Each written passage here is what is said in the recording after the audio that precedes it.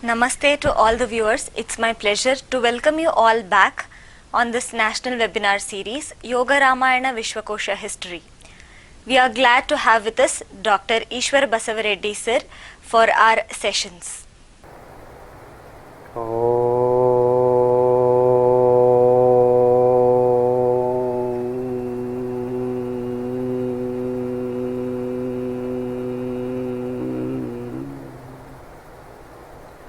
पूर्णमदः पूर्णमिदं पूर्णात् पूर्णमुदच्यते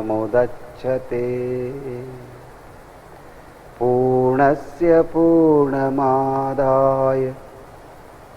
पूर्णमेवावशिष्यते। ॐ शान्तिः शांति शांति।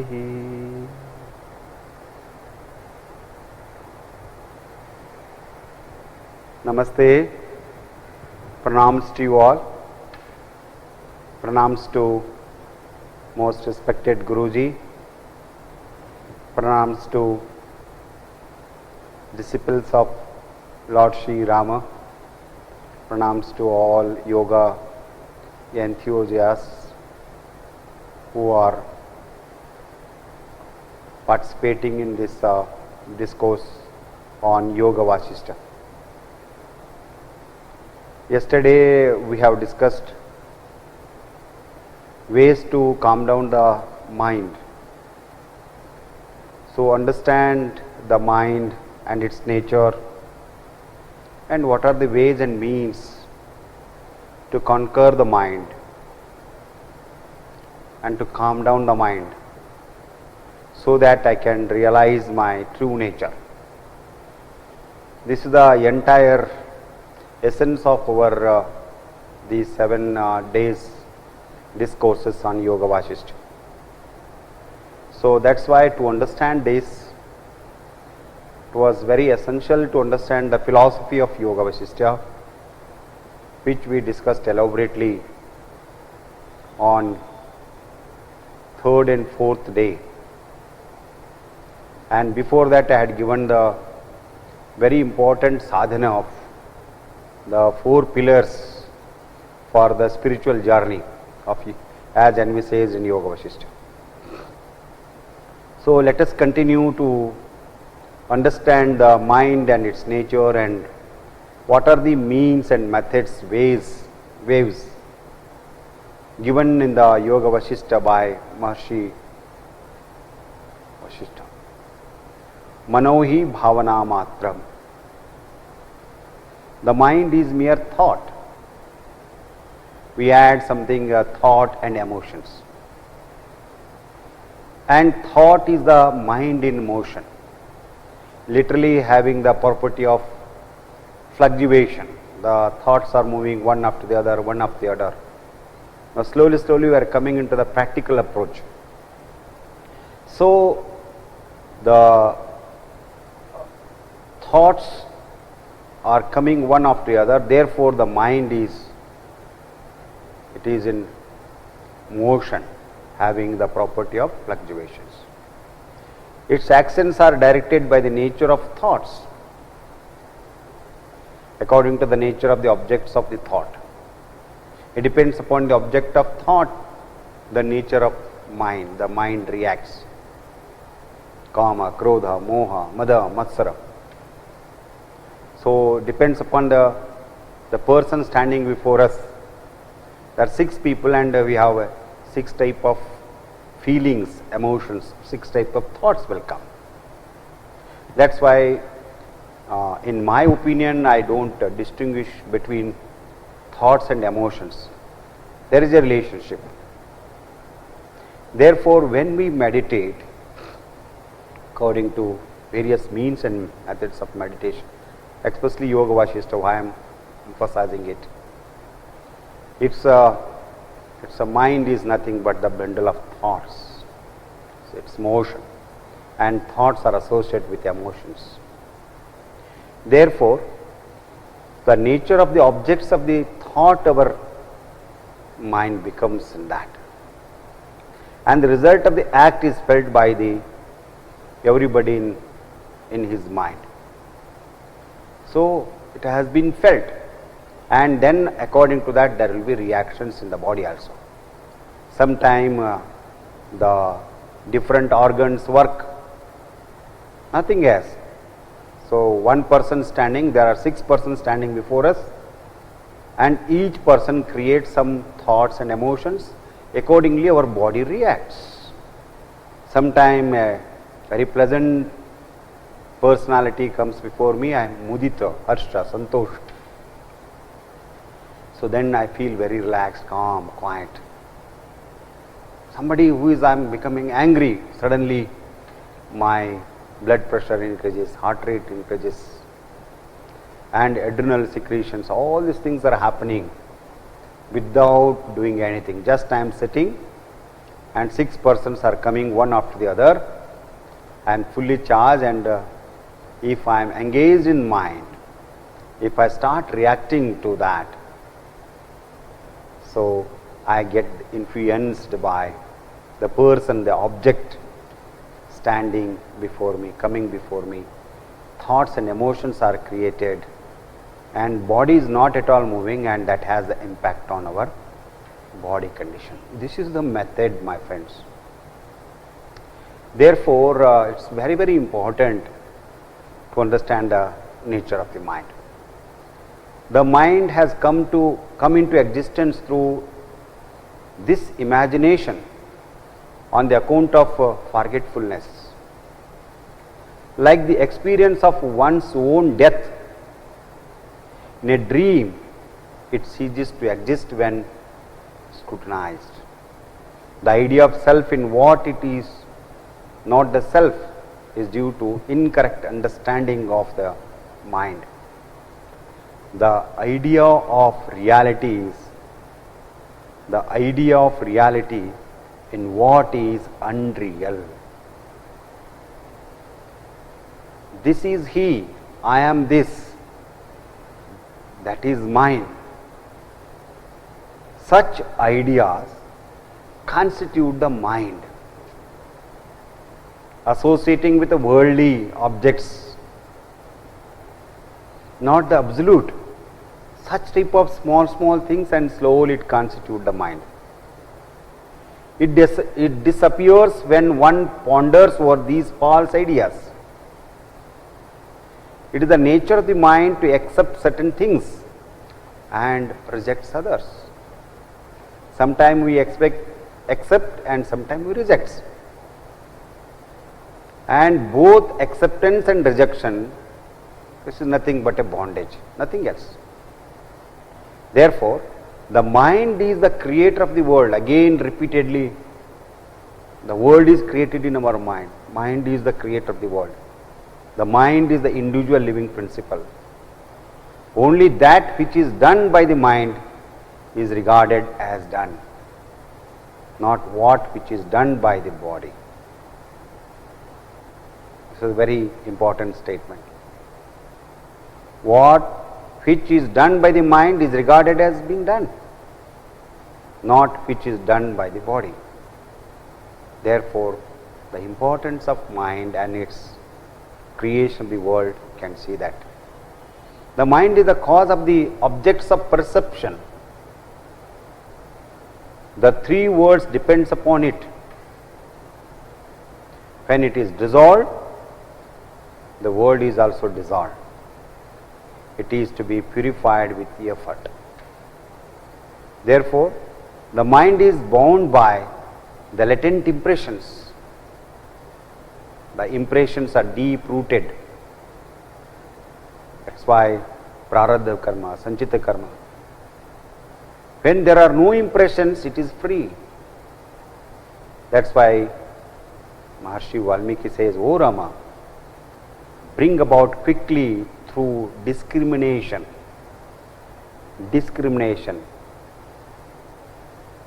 Viveka, the state in which there is no impressions.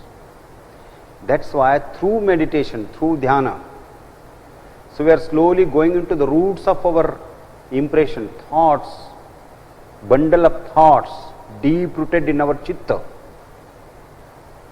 So slowly we are identifying first, because we don't know. But when we meditate, when we do dhyana, so to understand the thoughts and its root, when it has been solved, whether it is in this janma or in the previous lives, this is way how we purify our all the mind, by removing one by one, one by one, one by one. You can say burning them or throwing them.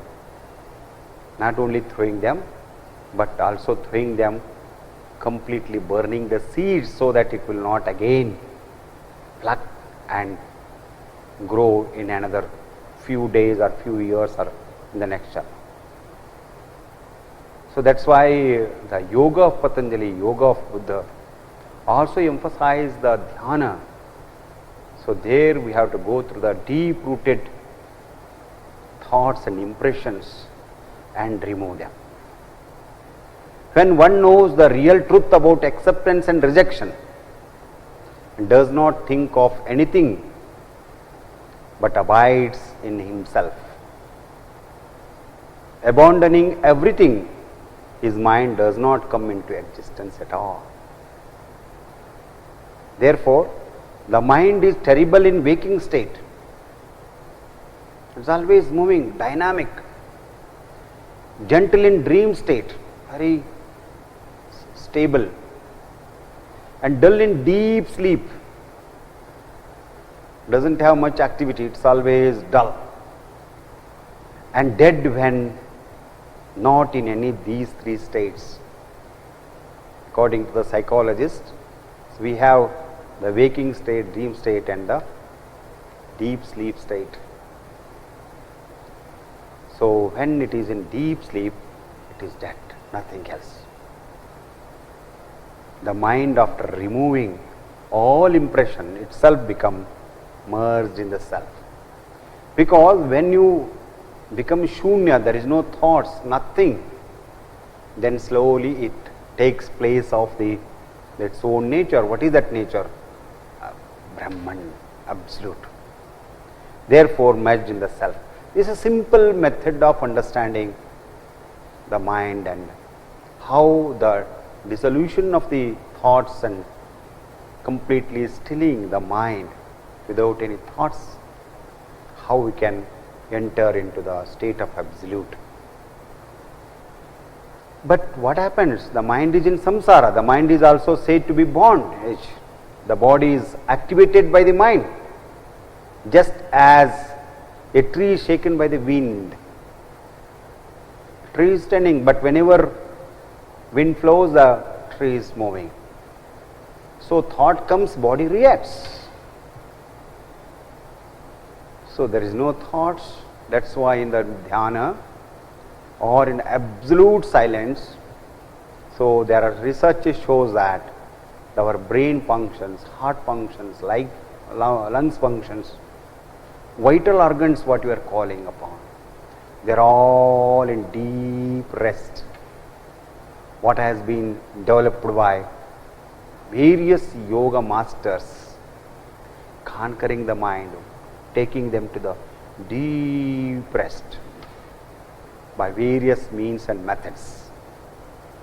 Therefore, Vasishtha says, O Rama, conquer your mind first by pressing the palm with the palm tightly, grinding the teeth with the teeth, and twisting the limbs with the limbs. Conquest of mind leads to the attainment of everything. The whole Vasishtha emphasizes on the conquering the mind, means to conquer the mind. Without this conquest, all other efforts are fulfilled. So you are doing everything to achieve, but your mind is not stable, not conquered, not established in absolute. Again it will engage in the worldly life. There is no meaning for that life. To be unprepared is the foundation of the blessedness. One attains liberation by it. Therefore, association with the wise, what is the means? How we can do that? So in the beginning also I said 4 important foundations. Therefore, association with the wise. Wise, who is that? Who has already understand the discrimination, who know the discrimination between the real and unreal. They are wise people. Who are in the samsara, who cannot understand the reality, the difference between the real and unreal. They are not wise. Wise means it's not the intelligent people who are achieved something in our worldly life. No, the wise people are those who have the discrimination power. Therefore, association with the wise, abandonment of latent impressions, I said prarabdha karma, sanchita karma. Then most importantly, self-enquiry, manana, and control of breathe or regulated breathing practice. These are the means of conquering the mind. Please note that. Very simple. Be always in the company of the wise people. Good people, always thinking good, reading in the, whether it is right or wrong, he don't have the hesitation to express it. Because for him or her, whatever comes in the worldly life doesn't make any sense. They are in the transcendental state. That's why I found in my village some sages, they are very, very simple, ordinary. But what they say are so truthful. Truth is always very hard to digest by the worldly people. Therefore, I repeat, association with the wise, abandonment of latent impressions, self-enquiry, and management of our breathing, the prana, the energy. These are the means of conquering the mind. So, with this end, we come up to know that you are not the doer.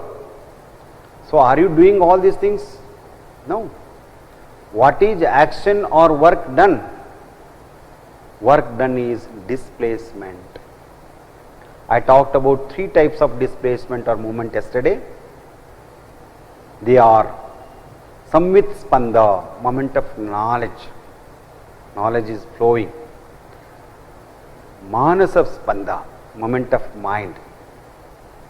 Indriya spanda, moment of organs, sensory organs, motor organs. So, these 3 joined together become the world. Ignorant persons presumptuously claim doership, ownership of our action. I did that, I am the responsible. For certain of the moments, action or work done, this word, impressions or vasanas of the past births are the reasons for such a presumption. So, we can see the many sages, they reach to certain heights.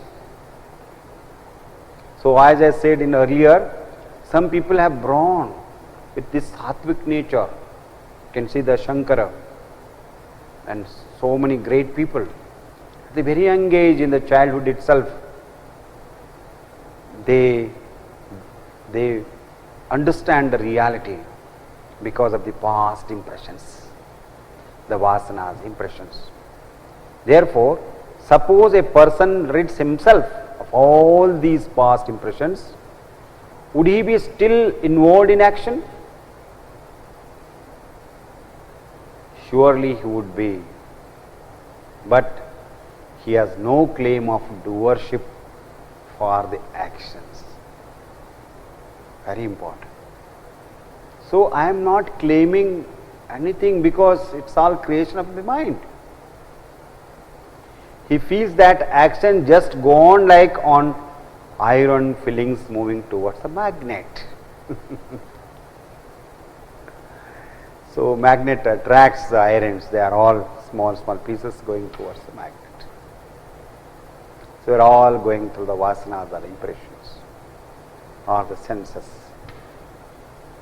Whoever thus lives in this world, free of such past impressions and without a claim of doership, he is a liberated person. Who is a liberated person? So, who lives in this world free of past impression, it's not only present, or in the coming future without claiming of doership. I did that, I achieved that. No. Hence, O Rama, perform all actions with no claim of doership. It's very, very important statement. You see, many of the very complicated issues of our life has been solved with very, very simple words, simple sentences, simple slokas. There may be 32,000 slokas and 64,000 lines, sentences, but very few are enough to understand the very essence of Yoga Vasishtha. That's why, Hey Rama, Vasishtha says, perform all actions with no claim of doership. An ignoramus or the tamasic individual perform actions with desire, and he is having the desire for, what for? To claim, I did that, or against something. Therefore, he swings between heaven and hell. He is going up and down, up and down. Sometime you achieve, sometime you come down. On the contrary, the pure and the pious sattvic individual, the pure personality, perform action of a deep philosophical analysis.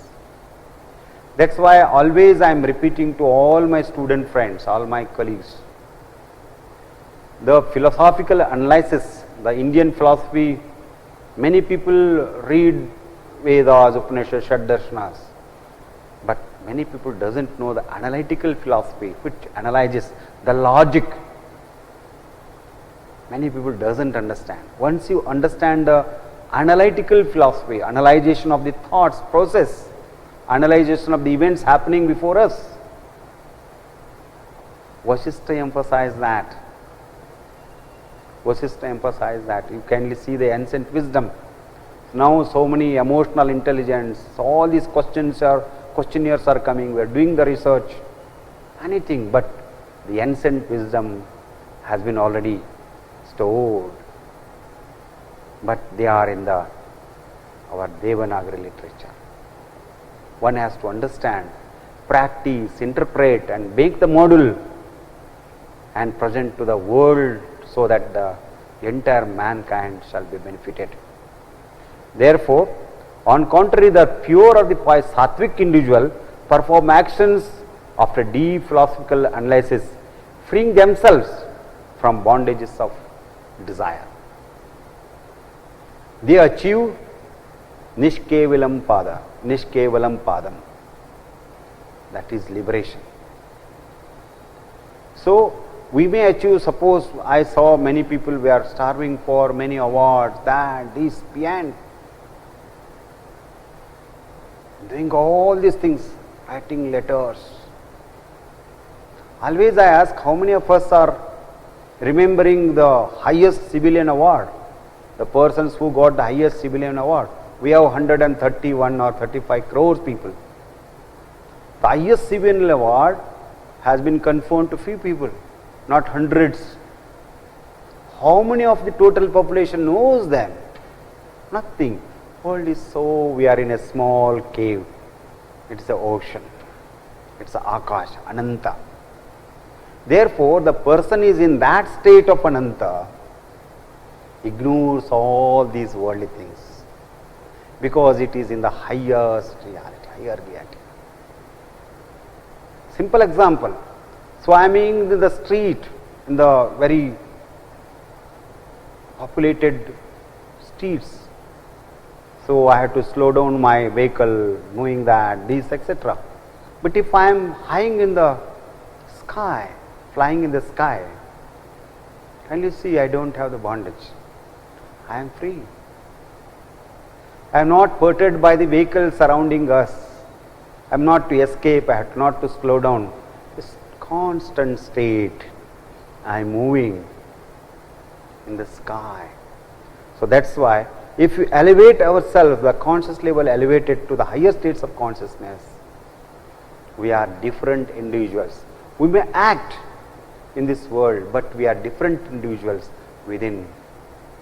That's why always I remember the Didi, Nagaratna Didi used to tell in Kannada, Kagga, ಎರಡು ಕೋಣೆಗಳ ನೀ ಮಾಡು ಮನದಾಯಲಯು, ಹೊರಗೋಣಿಯಲ್ಲಿ ಲೋಕದ ಆಟಗಳ ನೀನಾಡು, ವಿರಮಿಸೊಬ್ಬನೆ ಮೌನದಲ್ಲಿ ಒಳಮನೆಯ ಶಾಂತಿಯಲ್ಲಿ.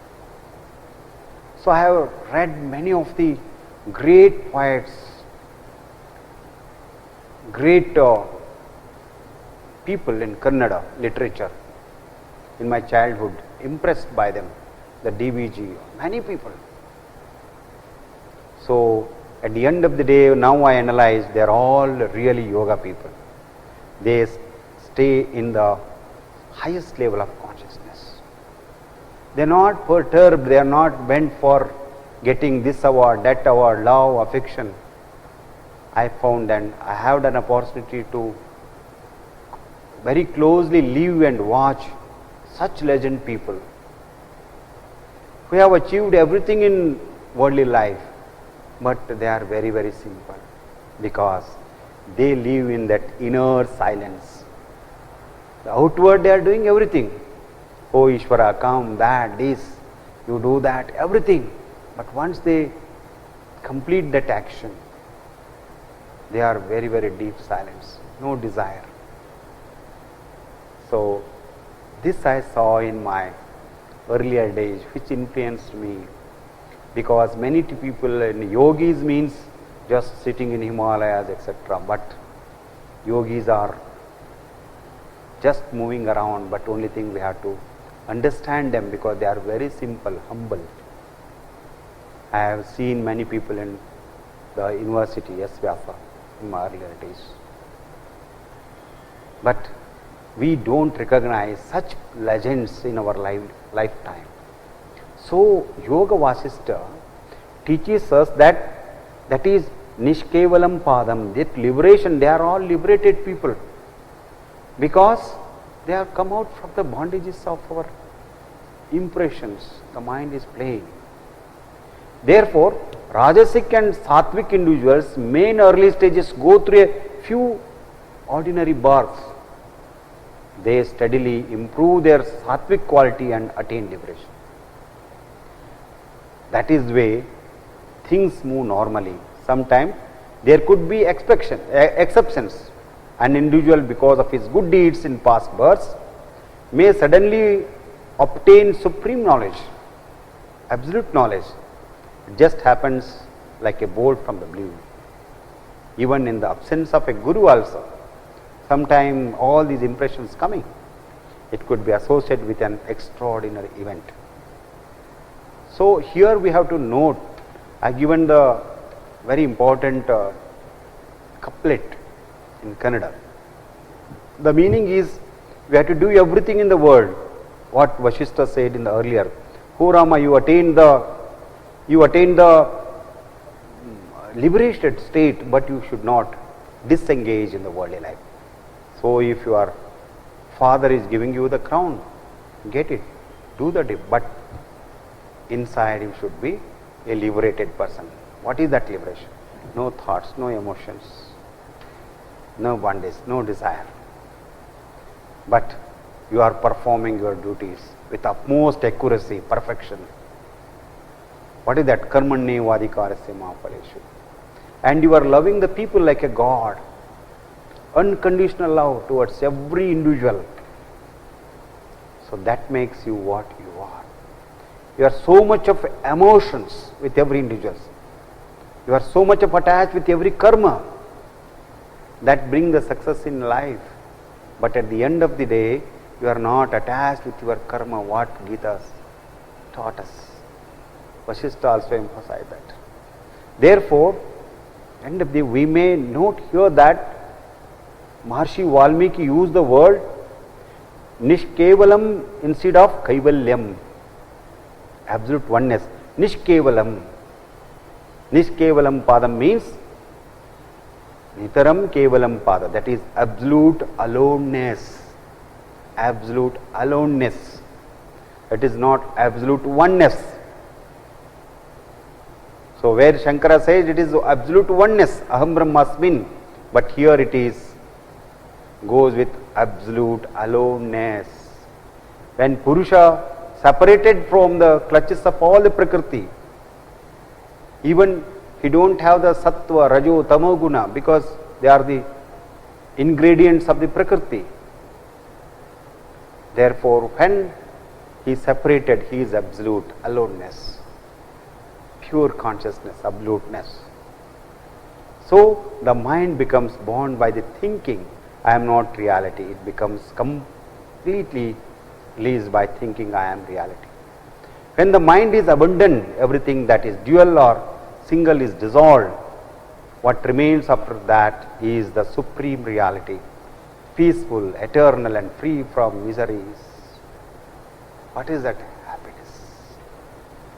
That's why I used to sing in the Prashanti, Nirvana Shataka, every evening we have to. So those days made us to every day we are singing, we are dwelling on each word. Mano buddhi ahankara chittani naham nacha shveta juhe nacha grahana netre nacha vyoma bhumir na tejo vanava chidananda rupaha sivoham sivoham.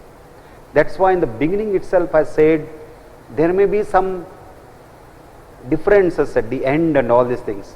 The Shankara, the Patanjali, Vasishtha and the even Buddha, all these great masters of yoga are thinking alike, maybe some deviations, but they give the message to the worldly people like us, how to live world, being the worldly man but remain an absolute silence within.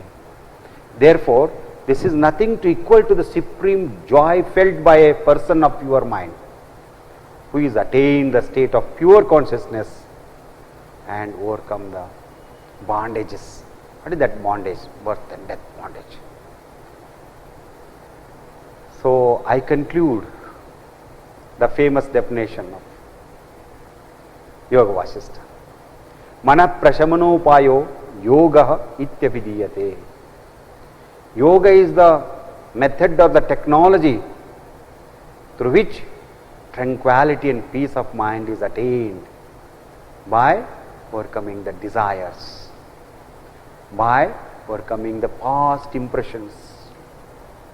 So once all these past impressions are thrown out, there is no desire, where it becomes absolute, the ultimate reality. Nothing else, it simply transforms.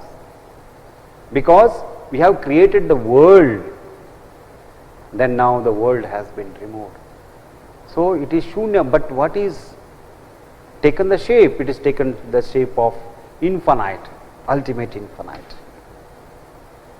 There are two ways of extinguishing the mind. This definition. This is the definition in Yoga Vasishtha, but we have many means and methods, Hatha Yoga, Kundalini Yoga, Raj Yoga. So there are two ways of extinguishing the mind. One is yoga, where it is said Chitta Vritti Nirodha, and the other is spiritual knowledge, Atma Jnana. Of these, yoga is the cessation of mental modification, yoga Chitta Vritti Nirodha, and spiritual knowledge is the thorough investigation of ultimate truth. That's called Jnana. So Jnana is the ultimate. Yoga Vasishtha emphasizes on thorough investigation of ultimate truth by overcoming the desires, by taking out all the past impressions, making the mind pure, absolute. It takes the shape of the ultimate reality, the absolute. That is the message, that is the method to conquer the mind. So once you conquer, it becomes the absolute. With this we conclude tomorrow.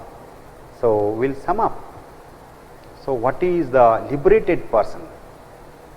Who is the liberated person? What are his natures? That we'll discuss before we conclude this 7 days discourses. Dhanyavad. Thank you very much. Om Shanti Shanti Shanti. We are very grateful to have Dr. Ishwar Basavareddy sir with his beautiful expositions on Yoga Vasishta. Namaste.